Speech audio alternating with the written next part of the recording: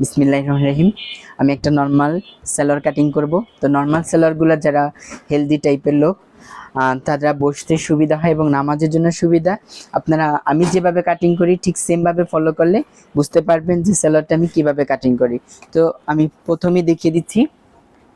সোজা একটা মার্জিন টেনে নেবেন, এরপর সেলাইয়ের জন্য 1/2 ইঞ্চি পরিমাণ। সবসময় প্যান্ট কাট বা নর্মাল সেলার ক্ষেত্রে আপনি সেলাইয়ের জন্য 1/2 ইঞ্চি পরিমাণ অ্যালাউন্স রেখে নেবেন। এরপর যেহেতু এটা লম্বাটা হবে 36 ইঞ্চি, তাহলে কোমরের জন্য সবসময় 6 ইঞ্চি কাপড় রেখে নেবেন। এর জন্য আমি 30 ইঞ্চিতে একটা দাগ দিলাম। এরপর দাগটা যাতে সহজ এবং সোজা হয় সেজন্য আমি রিপ্লে আরেকটা দাগ দিলাম। আপনারা যদি আমার মতো করে এভাবে মার্জিন করেন বা দাগ টেনে নেন তাহলে আপনাদের কাজটা কাটিং করা খুবই সহজ হয়ে যাবে। এরপর হাইয়ের মাপটা নিয়ে নেবেন, যেহেতু উনি হাইটা কম পড়ে তো আমার সুবিধার ক্ষেত্রে হাইয়ের মার্জিনটা টেনে নিলাম। এরপর রানের লুজ মাপটা টান দিব। রানের লুজটা হবে 19.5। এই ক্ষেত্রে যেহেতু কাপড়ের বহর কম সেক্ষেত্রে জায়গাটা আমি খালি রাখলাম। পায়ের কাছে হবে 12, তো 12 অর্ধেক 6 একটা মার্জিন করে নিব। এরপর এই মাপটার সাথে করে রানের যে মাপটা অর্থাৎ এই লুজ মাপটা আপনারা যোগ করে নেবেন। এখন যেহেতু কাপড়টা কম আছে, এখন কিভাবে এটাকে আমি মিলিয়ে নিব সেটা আপনাদেরকে দেখিয়ে দিচ্ছি।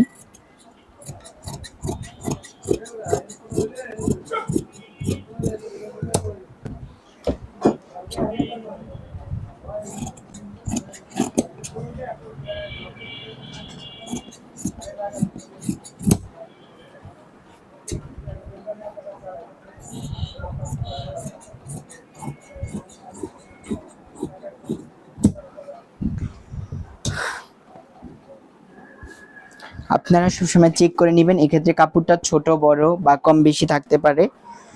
সেজন্য আপনারা যেটা করবেন চেক করে নেবেন এবং সাইডের যে কাপড়টা সমানভাবে যোগ করে নেবেন। ঠিক এখন আমি মার্জিনটা মিলিয়ে নিব।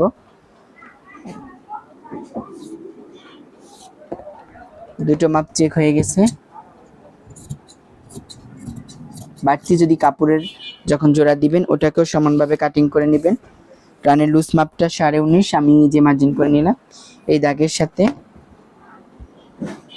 শেপ মার্ক যেটা শেপ কাট আছে আপনারা এইভাবে শেপ দিয়ে মিলিয়ে নেবেন, তাহলে আপনাদের ভুল হওয়ার চান্সটা খুব কম থাকবে। এরপর মার্জিন টেনে 1 ইঞ্চি পরিমাণ ডিপ দিয়ে নিচ থেকে হালকা করে শেপ টেনে নেবেন। ওকে, আপনাদের দেখানোর জন্য সুবিধার ক্ষেত্রে আমি চেক করে নিচ্ছি। এই যে 1/2 ইঞ্চি পরিমাণ অ্যালাউন্সটা যেভাবে রাখবেন 9,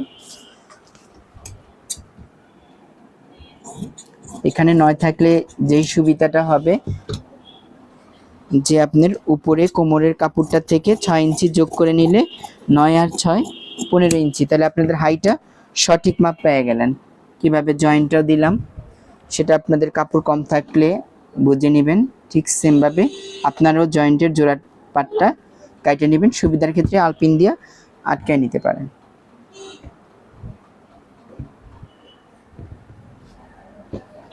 এরপর কোমরের কাপড় আপনারা কিভাবে কাটবেন,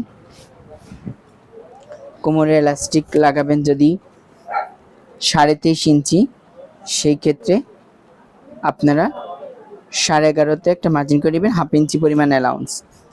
সেম সহজভাবে আরেকটা দাগ দিয়ে নেবেন নিচের অংশটা। আর যদি 6 ইঞ্চি টিকে আপনারা সবসময় 8 ইঞ্চি 3 সুতা করে নেবেন, তাহলে আপনাদের কাজটা করতেও সহজ হয়ে যাবে।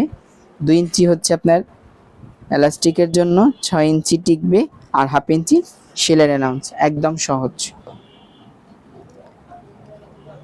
এই দাগগুলো সব আমাদের প্রয়োজন হয় না, শুধু আপনাদেরকে দেখানোর জন্য সুবিধার জন্য সেক্ষেত্রে আমরা দেখিয়ে দিলাম যাতে আপনারা টেনশনে না পড়েন।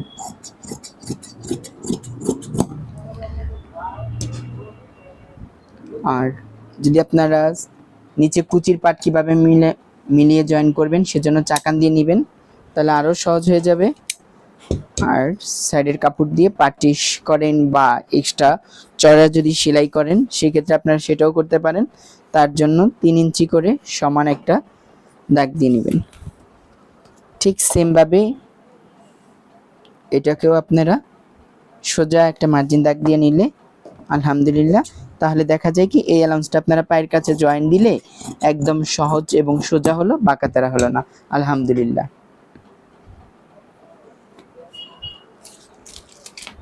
একদম সহজ কাপড়।